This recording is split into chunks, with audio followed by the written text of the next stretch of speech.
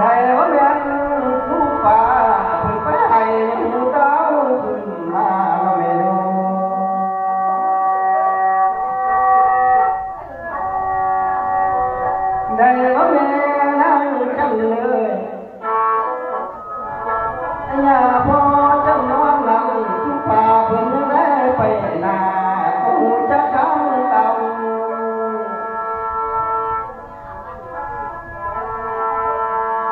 ตรงว่าเนื้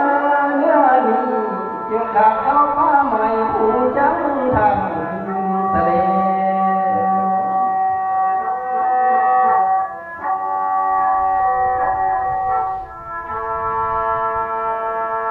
ได้ไว้กำโลเฮายังฟังกันแค่เกี่ยวไม่ก็เดือบ่แห้ง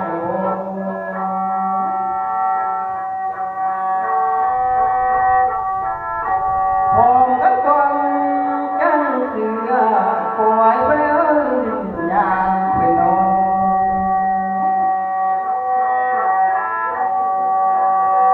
ได้เอาอยู่และลามจังมานั่งเอา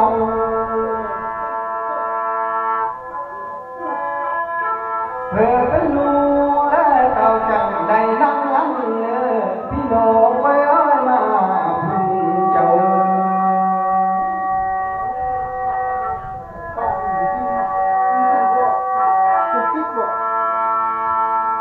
มื้อนี้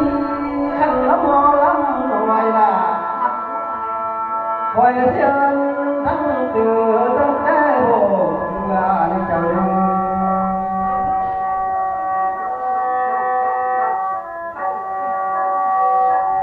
อันยาพอจำนวนนั้นขันละหมอลำหน่อยละเกินทั้งเรือที่หัวคืนแก้วลาน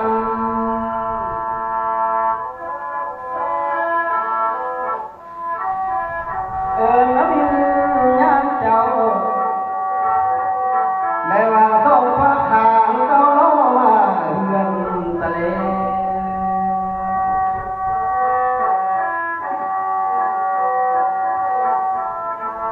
มื้อนั้นขันมันเสียงเอิ้นนั้นอีหมอจันนอนนั้นจะเฮอรุ่งเด้อเสียงพุกเสียงหาลังตู่คำจะเมื่อตื่นเดือ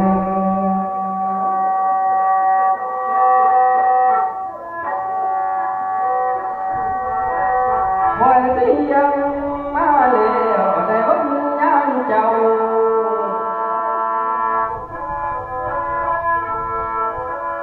อัลลอฮ์ฟังเด้อเด้ยังได้ปอมคนน้องนอนตายแล้วนะน้อยจุ่มเงินมาไปยืน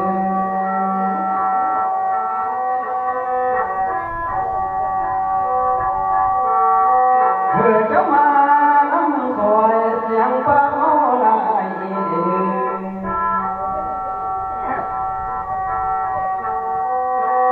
เพื่อจะนุ่งมาเยอะมาลำโพ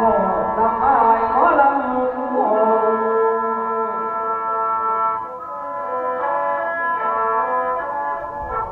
ได้แล้วมอ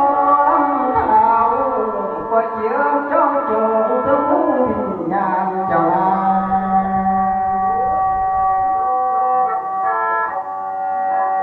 ได้ว่าความเด้อเด้ยังได้ความคิงนางนอนเหี่ยว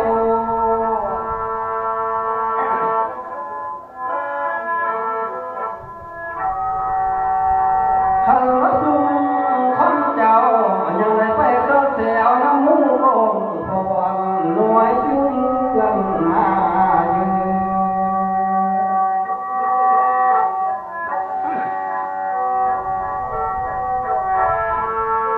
30 วันทั้งหน้าได้ว่าวิญญาณเจ้าไปเต้ามาเรือนตะยืน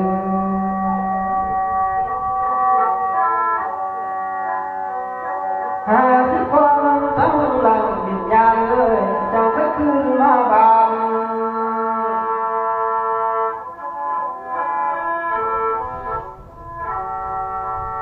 มื้อนี้ขันมันอยู่และเต่าอันว่าเมียเจ้าหางก็แสงคงหุ่น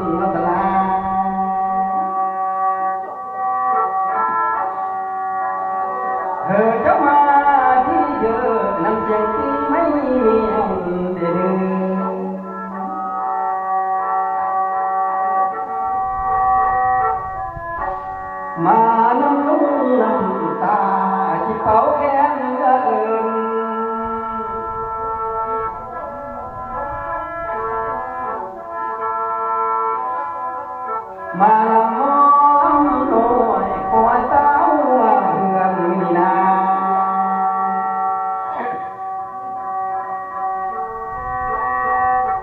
ได้ว่าวิญญาณเจ้ามาเฮือนจะได้ขานมาบางยาอายดิน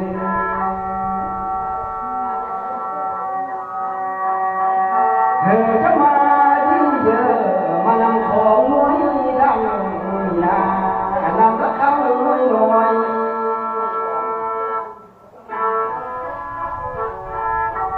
ขังมนุษย์และเมียเจ้าสีจ้อยจ้อยจะเต้าขึ้นมา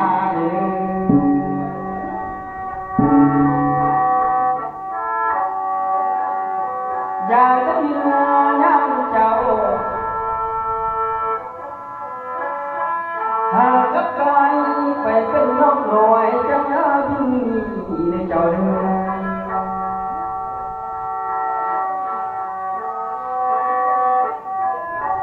อยากจะมีงานเจ้ากับไปเป็นนกที่จะเนื้อพี่ไทยเธอจะยงย่างใหญ่มานำผู้ห่อเต่าเต่าน้ำมือโง่ลำเจ้าเดิน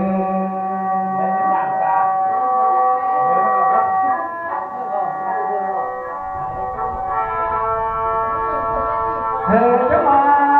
ที่เยอะมาทั้งเธอมาน้ำมูกเต่าเวลาเจ้าเดิน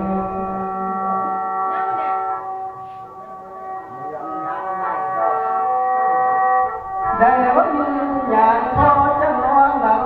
คำว่ามาทั้งเหนือมาน้ำมูกเต่าตา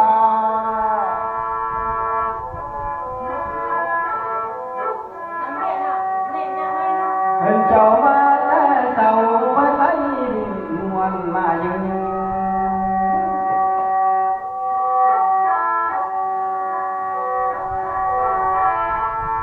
อยากได้ยิน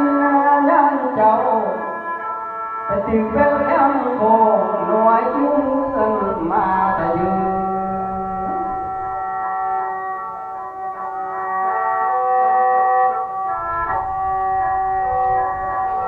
ได้ว่าแม่นั่งจังเลยได้วิญญาณโคจะนอนหลับ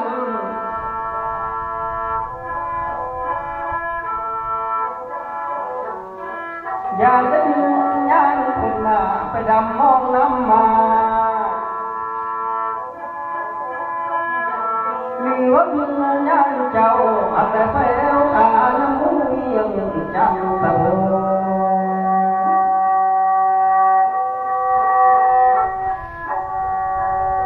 เธอจะมาที่เดินลำฟ้าโม่สายยืนวันไหลดำโซ่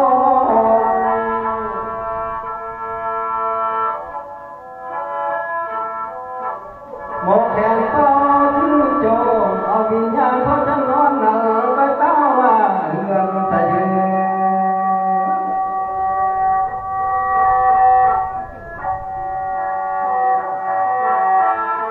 เธอจะมาที่เยอะมาจะเต่าไปไต้เบอร์ข้ามายืน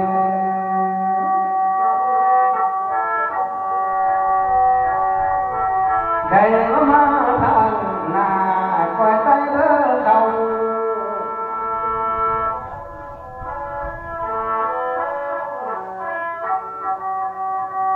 ได้มาจะเต่าไปไต้นวลมายืน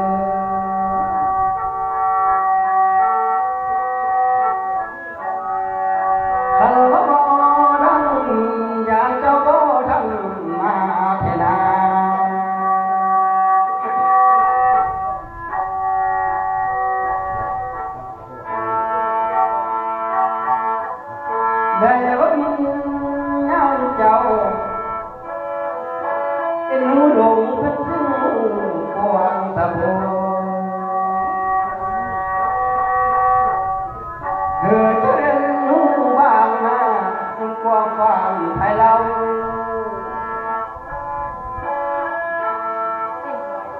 ฟังหัวลำคอยเรา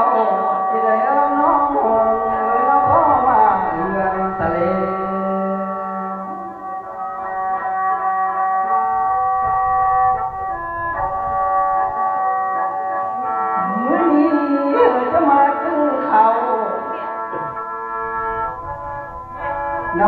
สาวของเจ้าผู้เป็นแสงผ้า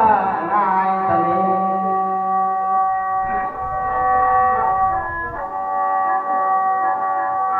เจ้าทุ่งมาบ้านนี้มาเบิ่งลูกชายที่ผู้เป็นแสงผ้าเขา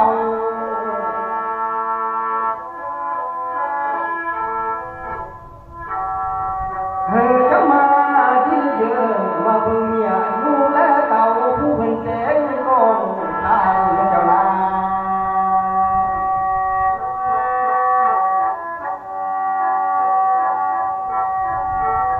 มื้อนี้ได้ว่าวิญญาณเจ้าป่าเสียลาออกไปนอนของที่เท่าทะเล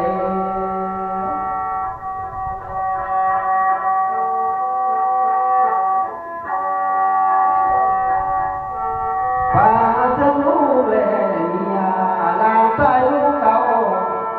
ไปนอนเฝ้าก็ไฟรัตนา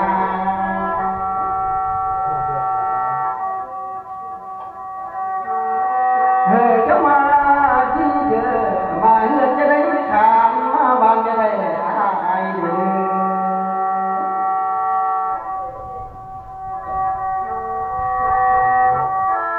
ได้ว่าวิญญาณเจ้าปล่อยกับเขามาเฮือนนา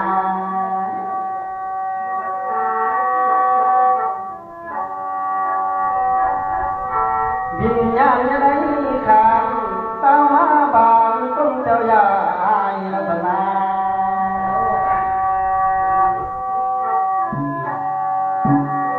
โอ้วิญญาณเจ้ายังได้เต้ามาเฮือนเป็นสิ่งที่หัวลาน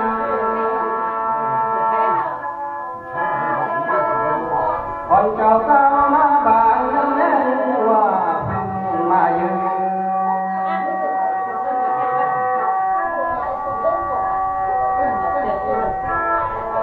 หรือว่าวิญญาณเจ้ายังไม่ไปลงดินอยู่ป่าตัวนาเจ้าโบอยู่ป่าเหล่าป่าข้าเบิ่งโต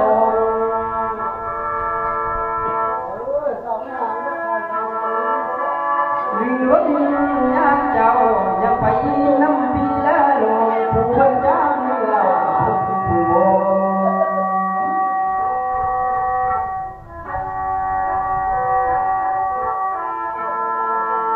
ได้มาเยอะสุม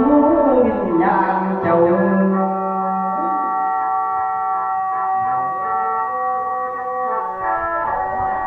จะต้องมากำแขมบ้านและเรื่องเงียบนา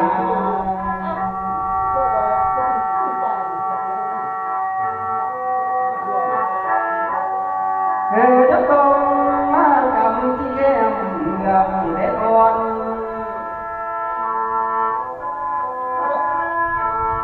ได้ว่าหมอลำรวยกว่าเชิญย้อนโยนเจ้ากับเต้ามาเฮือนนี่นา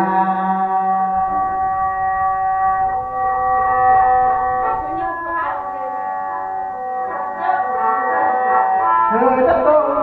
มากำที่ฟ้ากู้ถึงนาทะเล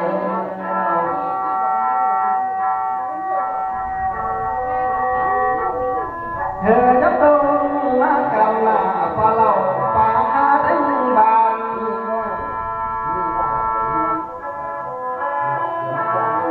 จะว่าทหารปะแนงมาเฮือนตะยืน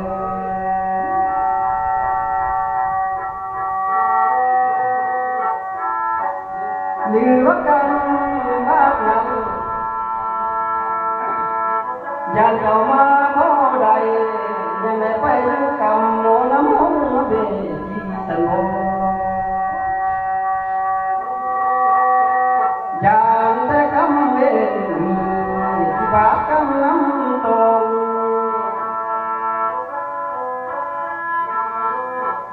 อย่างแต่ยืนยันเจ้าอาว่ามาบ่ได้นี่นาคันว่าดุนเจ้าห่างเมื่อเจ้าห่างต้องแต่งใส่ทะเล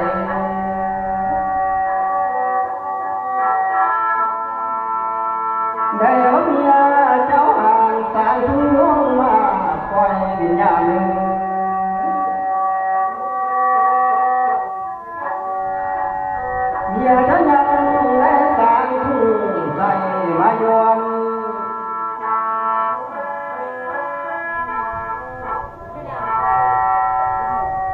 ได้ไว้ดูแลเจ้าต้องเลยเอิ้นย้อนโยนนี่ขอไปเต้ามาเฮือนตะยืน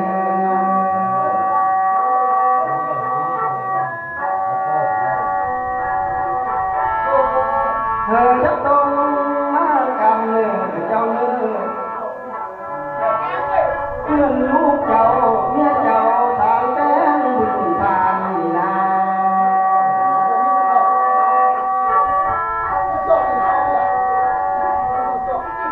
เขาเจ้าอย่าได้ลงหนีนับว่าก็ล้างยันยันใกล้ที่หัวเอาได้ได้ว่าวิญญาณพอจะล้างนั้นอย่าหนีอยู่กองหัวคงยันไปที่ทวง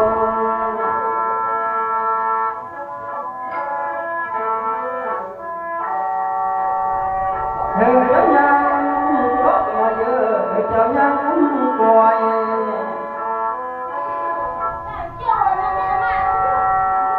ได้ว่าวิญญาณเจ้าจังเลือดร้อนหน่อยก็เข้ามาเรือนตะยืน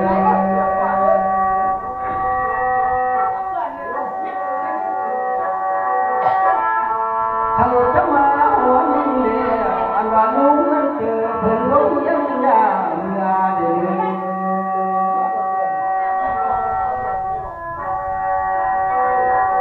ได้เวลาทุกเรื่องเพิ่นบ่เฮียยาขึ้น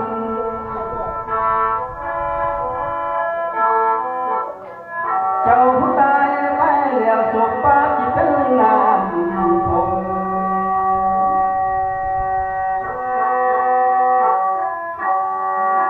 เจ้าผู้ตายไปแล้วนะฝ่ายข้างที่เป็นมาม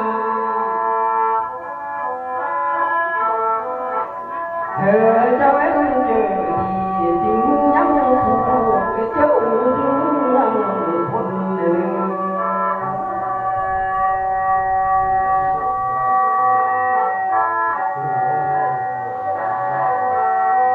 เมื่อนั้นเจ้าผู้ตายไปแล้วอันว่าความปากนั้นเป็นหวังแห่งอ่างเท่าไร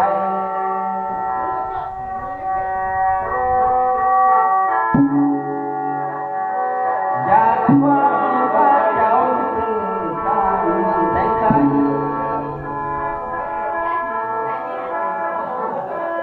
เธอเจ้ามาใจใจเขาสู้เจ้านา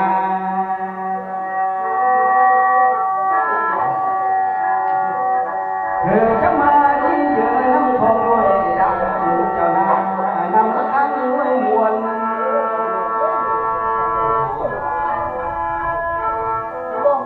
ได้ไว้ลูกเจ้านั้นยังได้ที่ทวนทวนแล้วพ่อมาเรือนมาแล้วพ่อมาเรือนละพ่อ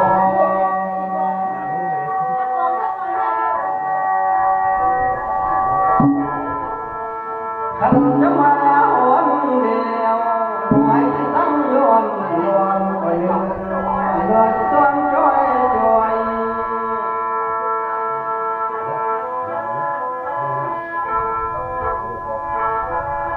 เขามาหวนเดียวพาเขาเข้ามาเลี้ยงเจ้า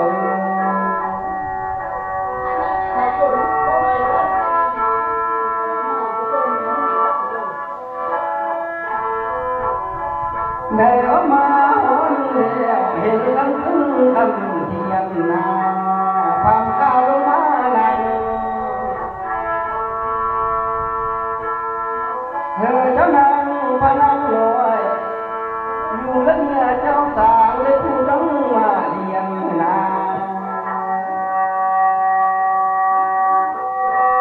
ได้ผู้ก้มผู้เอียงปิญญาณก็น่านัง